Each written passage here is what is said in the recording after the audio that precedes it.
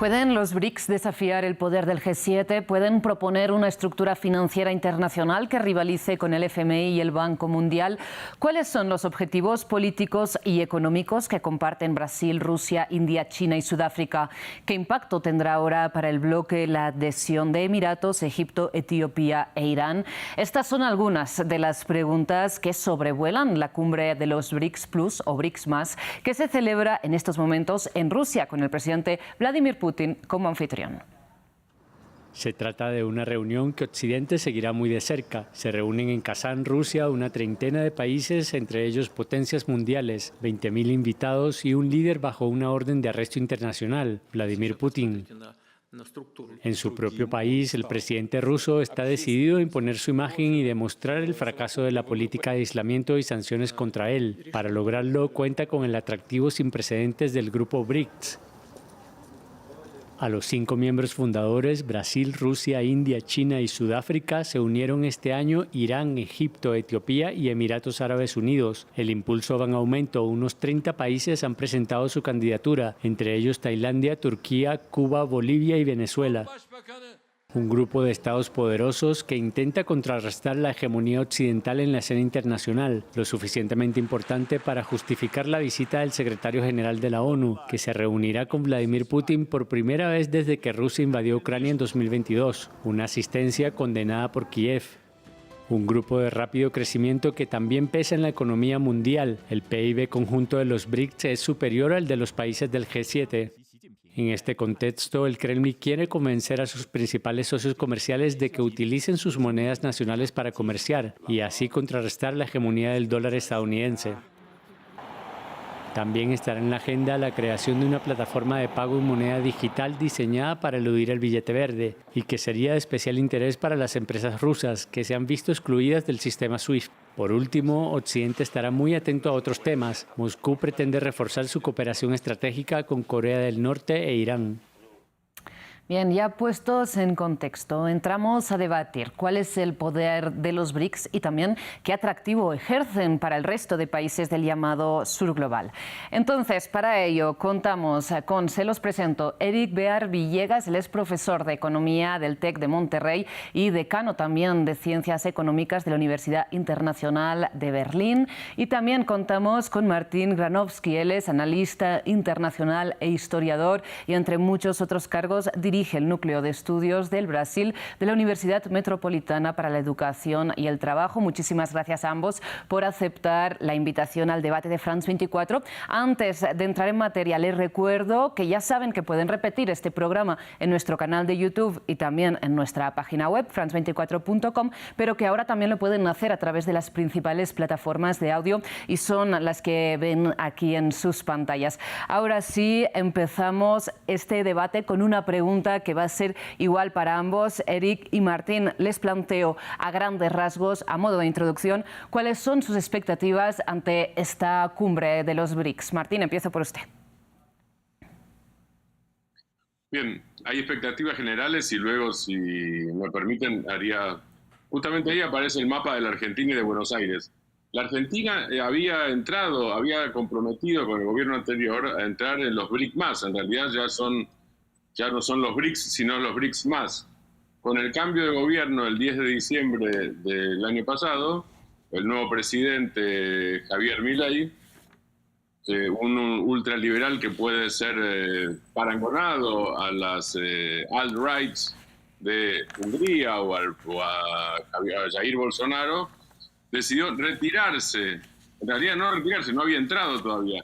Decidió no ingresar a los BRICS el 1 de enero porque dijo que había cambiado la política exterior.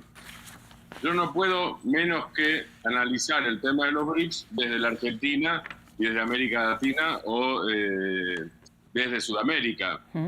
La Argentina perdió con la retirada de los BRICS, no un alineamiento que no lo tenía, y después podemos profundizar en el tema, sino la posibilidad de incidir, de influir y a su vez de beneficiarse de posibles futuros desarrollos.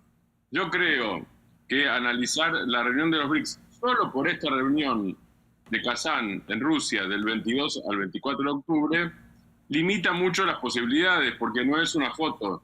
Los BRICS son una larga película, una larga duración, dirían mis viejos profesores de historia, que tiene mucho camino por recorrer. Y en esta cumbre no se resolverá la disputa, si es que esa disputa existe y no son complementarios, con el Fondo Monetario Internacional. Por supuesto, Martín, ya sabe cómo somos los medios de comunicación, que finalmente utilizamos un pretexto para entrar en un análisis más profundo. Sin duda no va a estar usted limitado a analizar la importancia de los BRICS pasado, presente y futuro, pero ahora, para hacer referencia a esta noticia que nos ocupa, le traslado a Eric sus expectativas también puntuales respecto a esta cumbre. Gracias, Rosa. Un gusto estar acá. No hay que deslegitimar el peso de los BRICS. Claramente estamos hablando de más o menos el 30% del PIB mundial, estamos hablando de una gran parte de las reservas de oro del mundo, estamos hablando de un poderío económico que es indiscutible.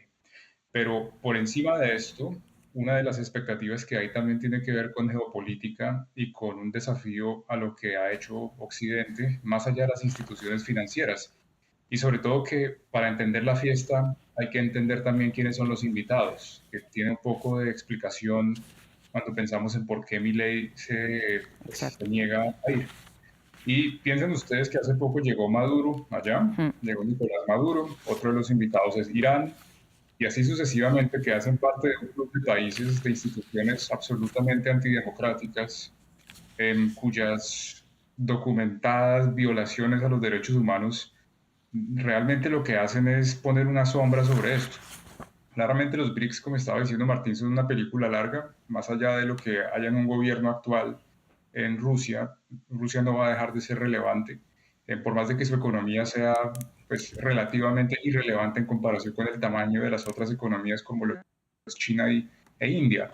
Pero uno de los grandes problemas es que no podemos separar el tema económico del tema geopolítico y del tema institucional, que lo hace mucho más complejo. Es decir, si uno va, como hace Antonio Gutiérrez ahora, a tomarse la foto allá, esto lo que hace al final es poner una tela de duda muy grande sobre lo que está haciendo Naciones Unidas, mientras que está condenando con una fuerza muy clara a Israel, pero ahí se toma fotos sí, con Putin. Hay que pensarlo también de esa forma. Por eso es que el tema económico en este caso es imposible de separar del geopolítico. Claro, le pregunto precisamente, Eric, ¿cuál es la responsabilidad de Occidente y en particular de este sistema de Bretton Woods en el que sabemos Estados Unidos finalmente tiene un papel predominante en que ahora mismo los BRICS, como usted dice, no se puedan entender sin desvincular economía de política, ¿no? Mi pregunta es, ¿qué responsabilidad tiene Occidente en que economía y política estén tan vinculadas para el llamado sur global? La responsabilidad lo tiene básicamente cualquier Estado, porque en su esencia la economía no es separable de la política gracias a las políticas económicas, socioeconómicas que se hacen. Ahora, mientras que aquí Putin le está echando la culpa a Occidente, que fue lo que dijo hace unas horas, de hecho yo estaba viendo, dice, fueron ellos los que nos aislaron, pero también hay que preguntarse quién inició no solo la guerra, la invasión y todos estos asesinatos en masa de ucranianos. Eso no fue Occidente el que empezó eso. Putin lo llamó una operación especial, pero nosotros tenemos, creo que, suficiente información de lo que está pasando realmente allá, ahora con la entrada de soldados de Corea del Norte. Es decir, los BRICS tristemente se están convirtiendo en una especie de cobertura de lo que podríamos llamar algunos un eje del mal. Y eso ya ha existido en la historia. Y por más narrativas que haya alrededor de la importancia de ellos, las violaciones masivas a los derechos humanos son imposibles de esconder, por más de que lo traten de hacer.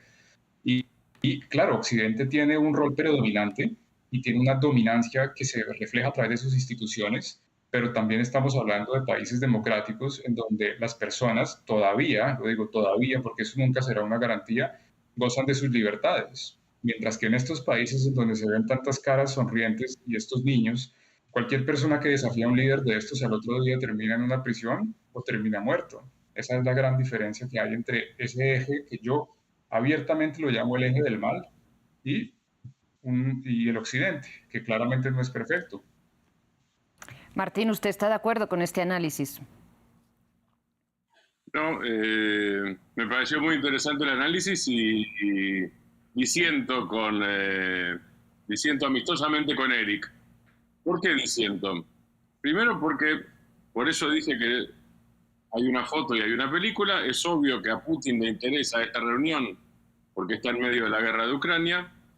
Yo hablo desde un país que condenó la invasión rusa a Ucrania y al mismo tiempo pidió repetidamente la paz. A través del gobierno anterior y con un consenso popular, la Argentina es pacifista, básicamente. No lo digo yo, lo dicen empíricamente las encuestas. Digo, y yo también, digo, para dar una opinión personal, ya que estamos hablando también de opiniones personales. Ahora, los BRICS son un conjunto heterogéneo. Digo, nadie cuestiona las instituciones de la India, por ejemplo. Nadie cuestiona las instituciones de Brasil. Nadie cuestiona las instituciones de Sudáfrica. Eso por un lado. Por otro lado, claramente es una organización del tipo de las organizaciones multilaterales. Debería cuestionarse entonces el Fondo Monetario Internacional, porque en el board del Fondo Monetario Internacional está China, que no es una democracia liberal, occidental, o la propia existencia de Naciones Unidas.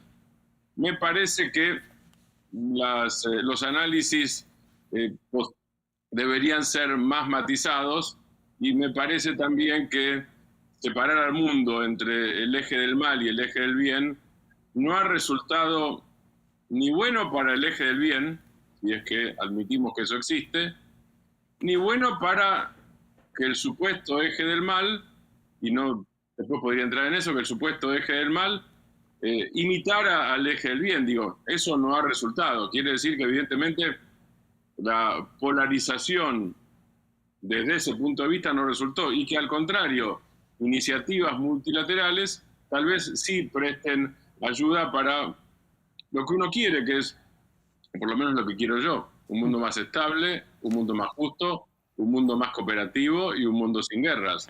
Desde ese punto de vista, obviamente los BRICS presentan en este momento una contradicción. Cualquier reunión multilateral en este momento está repleta de contradicciones, inclusive el Consejo de Seguridad de Naciones Unidas y la Asamblea General de Naciones Unidas. Martín, precisamente le pregunto por esta dicotomía que usted puede explicar desde Argentina, como bien dice, un gobierno que condenó la guerra en Ucrania y que al mismo tiempo quería adherirse a los BRICS. ¿Cuál era el atractivo para Argentina de entrar a formar parte de este bloque? El atractivo es un elemento que mencionó Eric antes, que es la importancia de los BRICS en el Producto Bruto Mundial, eso por un lado. La otra forma es, la Argentina es un país que tiene excelentes relaciones con los Estados Unidos, que tiene excelentes relaciones con China. Las relaciones comerciales y económicas con Rusia son realmente débiles en la Argentina, aunque hubo una ayuda rusa con vacunas Sputnik en medio del COVID, que ha sido muy apreciada en la Argentina, porque fue el primer contingente de vacunas contra el COVID que llegó en ese momento, y estamos hablando, por supuesto, antes de la guerra antes de la invasión rusa y la guerra entre Rusia y Ucrania. Y el otro elemento para la Argentina es que la decisión era una decisión coordinada con la B de BRICS, que es Brasil. Es el principal socio comercial, el socio estratégico, el hermano de la Argentina, el hermano mayor de la Argentina en la región. Los gobiernos anteriores, diría que todos los gobiernos anteriores, tuvieron en esto una línea con mayor o menor intensidad, una línea de continuidad de las políticas de Estado. El gobierno de Javier Milei, que sería lo más parecido al gobierno de Jair Bolsonaro, abandonó esta política de Estado y ni siquiera alimenta la relación con Brasil, que es, insisto, nadie podría dudar de la calidad de las instituciones brasileñas, sobre todo en este momento, cuando se están juzgando los crímenes de los secuaces de Jair Bolsonaro, y nadie podría dudar de la calidad de las instituciones argentinas. Y al mismo tiempo, para la Argentina, los BRICS se veía como una fuente de diversificación. Agrego un dato también a esto. La Argentina tiene no son reservas activas, pero las tiene swaps chinos y al mismo tiempo tiene una deuda con el Fondo Monetario Internacional y un problema de reservas. Cualquier diversificación del comercio exterior y de los flujos financieros para la Argentina sirve para el equilibrio y entonces para un mayor bienestar de la población. Hablemos precisamente de las deudas con el Fondo Monetario Internacional. Enseguida le devuelvo la palabra a Martín porque supongo que tiene algo que decir como Argentina al respecto, pero le quiero trasladar precisamente la pregunta a Eric y le quiero plantear cuál es el beneficio para los países, como decimos, del llamado sur global de contraer un préstamo con el nuevo Banco de Desarrollo, este organismo de los BRICS, o digamos contar si llegan a formar parte de este bloque, de esta reserva de contingencia que también ha planteado pues esta organización respecto a tener que tratar con el Fondo Monetario Internacional o con el Banco Mundial. Bueno, un comentario de pronto de antemano para responder lo que estaba diciendo Martín. Yo sí dudo de la calidad institucional en algunos puntos concretos de Brasil. Lo podemos ver ahorita con el tema de la libertad de prensa y de la forma en que este juez Alexandre de repente decidió bloquear, ¿no? Este magistrado, bloquear una plataforma entera como es Twitter o X. Ahora, pasando a tu pregunta, o sea, yo creo que si tú lo miras como una persona que está sacando créditos para financiar su casa y para financiar de pronto otra compra, que en esencia la idea es que no se saquen tantos créditos, sino que uno pueda también no solo financiar, sino también pagar de su propio capital, no está mal que uno vaya a diferentes bancos. En ese sentido, me parece que si lo miro solo como economista, tratando de imaginar ese mundo idílico en donde esa parte geopolítica y las violaciones a los derechos humanos, el salvajismo que existe en el gobierno ruso y así sucesivamente, y la dictadura venezolana, y ni hablar de Irán, que es difícil sacarlo, ¿no? Si hago ese experimento mental, claramente es bueno que haya esa diversificación y que también haya no tanto solamente un contrapeso ideológico, sino que en general haya un balance, pero también tiene que haber eficiencia. Si cada uno de nosotros en el mercado mundial, digamos, decide crear sus propias normas para la forma en que funciona un contenedor, ¿sí? Tendríamos mucho caos. Si ahora esto se vuelve un tema más ideológico, cada uno está poniendo su sistema, o se está en A o se está en B, ahí tenemos un problema. Lo mejor es, ahí sí estoy de acuerdo con Martín, que haya esa especie de multilateralismo para que se pueda dialogar y se pueda llegar a un estándar en donde se comunique y haya eficiencia, pero eso no parece ser lo que está buscando ahorita con este despliegue de simbolismos. Ahí lo podemos ver en las imágenes en Kazán, en donde realmente, Putin mismo lo dijo, se está desafiando a Occidente. Ese es el motivo real, ese es lo que está sucediendo ahorita en Kazán, es el desafío a Occidente. Lo que me interesaría abordar antes de entrar en cuestiones geopolíticas es precisamente por qué este polo de países que, en sus palabras, Eric, está desafiando a Occidente, resulta tan atractiva para muchos países que ideológicamente no necesariamente están alineados estrictamente con Rusia o con Irán o con los ejemplos que usted mencionaba. Por eso, Martín, le quiero plantear para el argentino de a pie que ha implicado contraer la mayor deuda que ha contraído un país con el Fondo Monetario Internacional, y se ve la posibilidad de que los acreedores sean otros organismos como, digamos, una ventana de optimismo o de encontrar una alternativa? Primero déjame aclarar algo.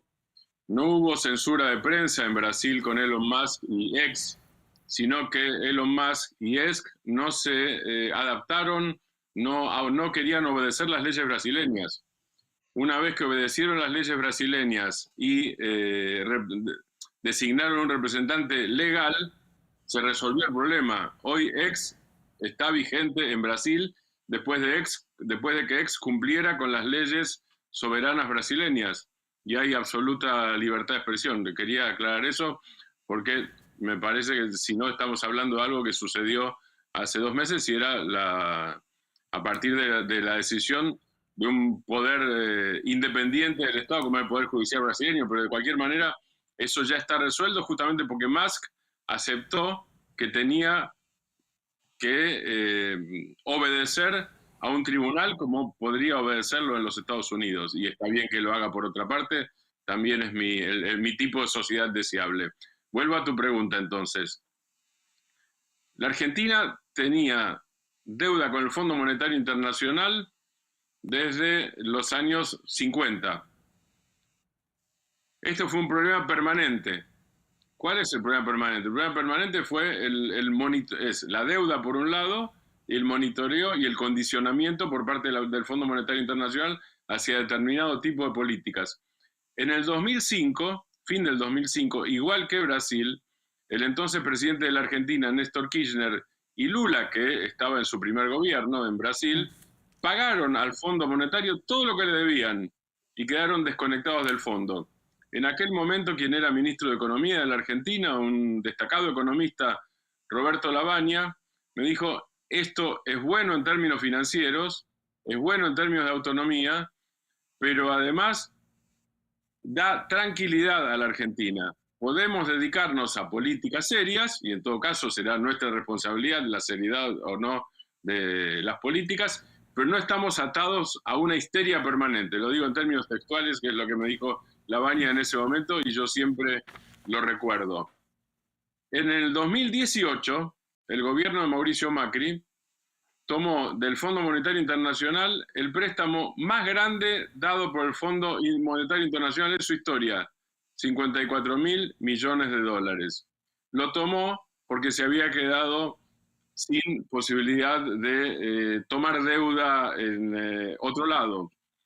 Digamos que, más allá de todos los problemas heredados del gobierno de Cristina Fernández de Kirchner, del gobierno peronista de Cristina Fernández de Kirchner, que terminó en el 2015, hay un problema que Mauricio Macri, de centro derecha, no heredó, que fue el problema del endeudamiento externo. El endeudamiento externo comenzó inmediatamente con el gobierno de Macri, en el fin del 2015, y terminó en 2018 con la vuelta al Fondo Monetario Internacional. Es decir, la Argentina pudo desconectarse del Fondo Monetario Internacional, no hizo ni un proceso estatista ni un proceso totalitario, sino que desde un marco absolutamente democrático y de capitalismo no salvaje, en aquel momento lo que hizo fue buscar otra fuente de financiamiento, o en todo caso no depender del Fondo Monetario como volvió a depender en este momento. No hay ventajas históricas cuando uno analiza la relación de la Argentina con el Fondo Monetario Internacional, no ve históricamente ventajas, sino al contrario. Pero bueno, hoy es una realidad y obliga a la renegociación permanente y diaria con el Fondo Monetario Internacional. Y obliga obviamente al pago de intereses gravosos para la Argentina. Claro, hablemos precisamente, Eric, le vuelvo a trasladar la palabra, de estos intereses que impone el Fondo Monetario Internacional, de estos planes de reestructuración que dejan a algunos países sumidos en las llamadas crisis de deuda, que implica que no tienen prácticamente o que destinan más presupuesto, más parte de su PIB a pagar la deuda que no a pagar servicios básicos para la población. ¿Qué diferencia en términos de condiciones crediticias representa un préstamo adelantado, ya sea por China, ya sea por este nuevo Banco de Desarrollo? La diferencia central, solo para responderte esto rápidamente y luego pasar a otro punto para complementar lo que estaba diciendo Martín. Básicamente la idea del NDB, de este banco que ellos quieren crear, que sería como que ejercería una función parecida al Fondo Monetario Internacional, pero también al Banco Mundial, es que ellos les exigirían menos austeridad, es decir, no les exigirían unos planes tan, digamos, tan disciplinados en términos fiscales, en donde tienen que reducir los gastos de forma drástica. Hay muchas otras condiciones, pero básicamente se trata de condiciones más laxas. Ahora, volvamos sobre un punto esencial acá.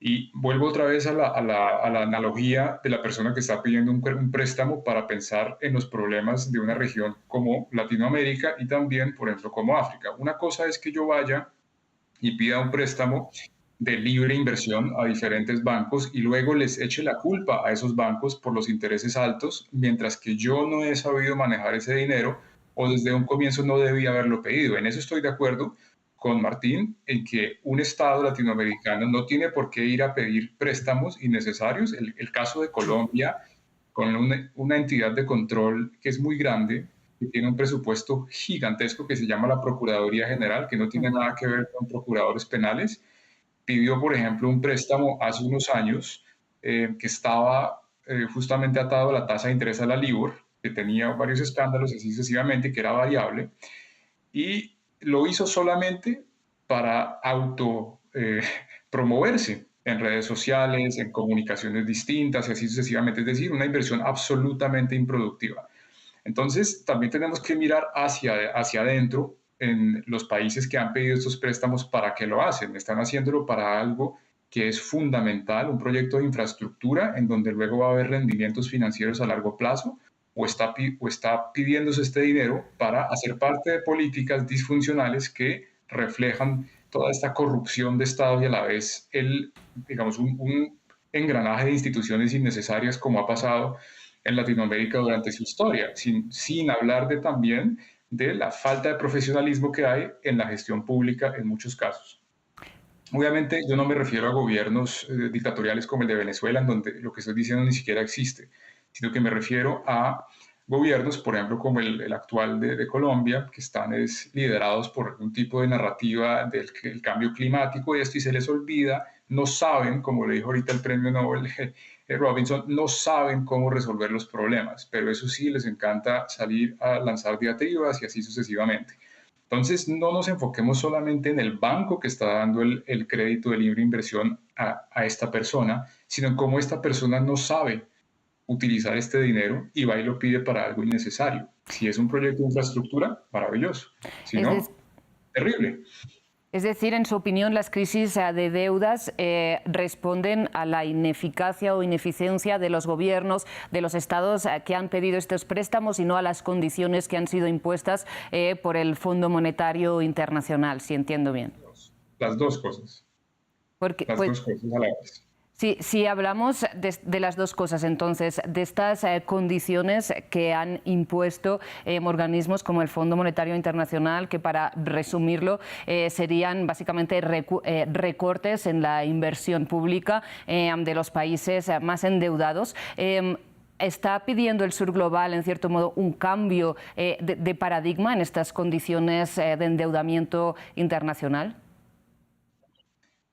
Cambios de paradigma siempre se están pidiendo, pero la pregunta es en la práctica de qué son capaces y qué pueden hacer. Fíjense que cuando uno mira la crisis de Grecia, también se hablaba de este tema de la troika, haciéndole mucha presión a Grecia y así sucesivamente, pero lo cierto es que el gobierno griego en esa época venía también de una ineficiencia estatal absoluta, había un desperdicio de dinero públicos, el 10% de la población en edad de trabajar estaba trabajando para el Estado, es decir, se estaba haciendo honor a estas tesis disfuncionales de esta economista Mariana Mazzucato, que la veo yo más como una activista, en donde uno básicamente puede tomar el Estado como si fuera una empresa y empezar a girar dinero a todas partes creyendo que esto va a hacer que crezca la economía. Claro, en términos macroeconómicos de las cuentas nacionales, una parte de la economía va a crecer porque la estoy inflando a partir de ese tipo de gasto.